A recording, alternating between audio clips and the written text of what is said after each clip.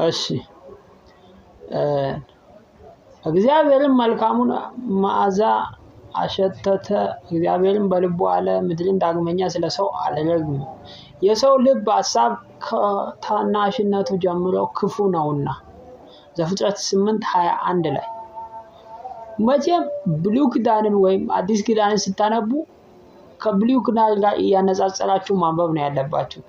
ልክ ለአንድ ወንድ ሚስቱን እንደሚፈልግ ማለት ነው፣ ባልና ሚስት እንደሚሆኑ ሁለቱን እንጂ በራሳችሁ ሐሳብ እየተነተናችሁ ማብራሪያ አትስጡ። አሁን ለዛ በቀጥታ ወደ አዲስ ኪዳን ስንሄድ ማርቆስ 10:14 ምንድነው ይለው?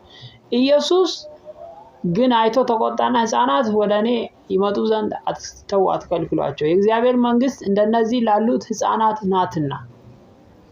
እስቲ ሁለቱን በደንብ ዘፍጥረት 8:21 እና ማርቆስ 10:14 በደንብ ስታዩት ምንድነው ሰው ምን የሚል ሐሳብ ነው የሚመጣው?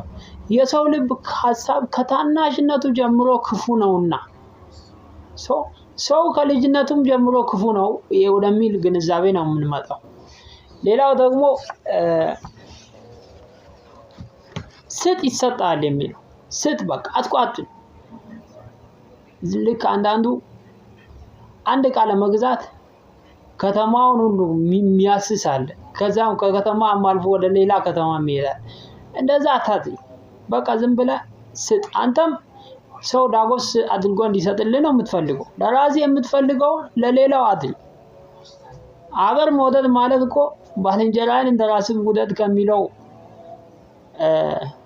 ቃል ነው የመጣው።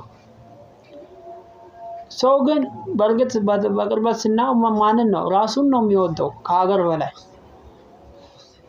ሰው ለሌላው ህይወቱን አሳልፎ ከመስጠት የራሱን ህይወት ለማትረፍ ነው፣ ምንም ጥናት አያስፈልገውም ያ ራሱን የሚወደው። እና እንዴት ነው ሀገርን ወይንም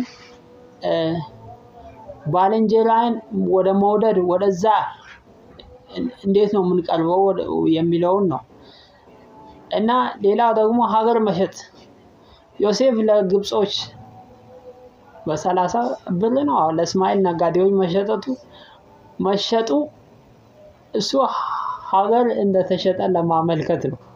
ለመጀመሪያ ጊዜ እስራኤላውያን ሀገር መሸጥ የጀመሩት ዮሴፍን ወንድሞቹ ቀንተው ለግብጽ በሸጡበት ወቅት ነው። እናም አመሰግናለሁ።